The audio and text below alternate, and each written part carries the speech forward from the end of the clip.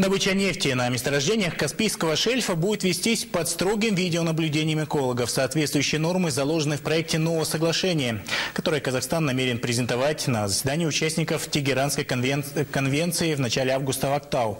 Об этом стало известно сегодня на нефтегазовой конференции по развитию Каспийского шельфа. Тему продолжит Асан Каляхмет.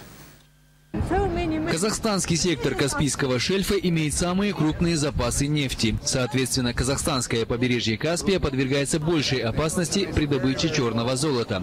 Вопрос экологической безопасности при освоении недр стал одной из главных тем конференции. Анализ существующей практики освоения нефтегазовых месторождений в казахстанском секторе Каспийского моря показывает, что в целом все компании-нефтепользователи, кроме АДЖ-ПСО, не обеспечивают проведение постоянного производственного мониторинга на море, тем самым не соблюдают требования экологического кодекса республики в вопросах производственного контроля. Представители компаний-инвесторов оправдываться не стали, но и конструктивных предложений от них не поступило. В свою очередь, министр охраны окружающей среды Нургали Ашем напомнил недропользователям, что в этом году истекает срок предоставления программ по утилизации отходов и посоветовал им поторопиться. Его ведомство уже направило в парламент поправки в экологический кодекс. Согласно им, ужесточаются требования к безопасности при освоении месторождений на Каспии. Вот мы внесли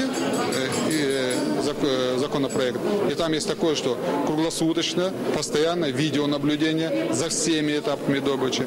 За всеми этапами добычи отвечает персонально человек, эколог, который должен вплоть до уголовной ответственности. По мнению экологов, подобные меры помогут предотвратить техногенные аварии, а значит, не придется бороться с их последствиями.